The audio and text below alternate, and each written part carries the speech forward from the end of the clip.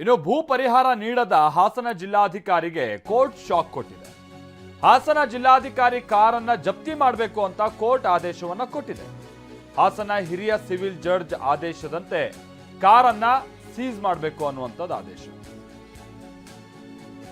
Court ಅಧಿಕಾರಿಗಳು ಹಾಗೆ ವಕೀಲರು ಎಲ್ಲ ಜಪ್ತಿಗೆ ಬಂದಿದ್ದಾರೆ. ಜಿಲ್ಲಾಧಿಕಾರಿ ಪೇಚೆಗೆ ಸಿಕ್ಕಾಕೊಂಡ್ರು. ಜಿಲ್ಲಾಧಿಕಾರಿ ಕಚೇರಿಯ ಅಧಿಕಾರಿಗಳು ಕೂಡ ಅಷ್ಟೇ. ಮತ್ತೊಂದು ಕಡೆ ಜಿಲ್ಲಾಧಿಕಾರಿ ಕಾರ್ನ ಮುಂದೆ ದೂರುದಾರರು ಅಳಲು ತೋಡ್ಕೊಳ್ತಾ ಇದ್ರು. ಈ ತರ ಹಿಂದೆನೂ ಕೂಡ ಕೆಲ ಘಟನೆಗಳನ್ನ ನಾವು ನೋಡಿದ್ದೀವಿ. ರೆವಿನ್ಯೂ ಆಫೀಸರ್ಸ್ಗಳಿಗೆ ಕೋರ್ಟ್ ಚಾಟಿ ಬೀಸುವಂತ ರೀತಿ.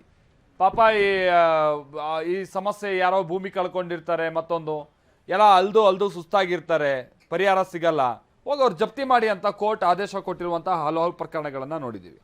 ಈಗಲೂ ಹಾಗೇನೆ ಹಾಸನ ಜಿಲ್ಲಾಧಿಕಾರಿಯ ಕಾರನ್ನೇ ಸೀಸ್ ಮಾಡಿ ಅಂತ ಹೇಳ್ಕೊಂಡ್ಬಿಟ್ಟು ಕೋರ್ಟ್ ಆದೇಶವನ್ನ ಕೊಟ್ಟಿದೆ, ಪರಿಹಾರದ ಹಣ ಕೊಡದೇ ಇದ್ದಿದ್ದಕ್ಕಾಗಿ. ಈಗ ಕೋರ್ಟ್ ಅಧಿಕಾರಿಗಳೆಲ್ಲ ಬರ್ತಾ ಇದ್ದಂಗೆ ಡಿಸಿ ಕಚೇರಿ ಅಧಿಕಾರಿಗಳು ಪೇಚಿಗೆ ಸಿಕ್ಕಾಕೊಂಡಿದ್ದಾರೆ.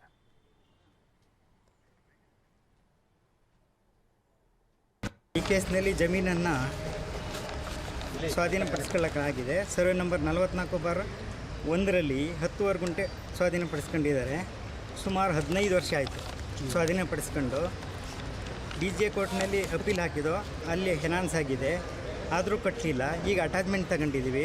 11 ಲಕ್ಷ ಚಿಲ್ಲರೆ ಈ ಕೇಸ್ನಲ್ಲಿ 11,22,559 ರೂಪಾಯಿ ಕಟ್ಟಬೇಕು.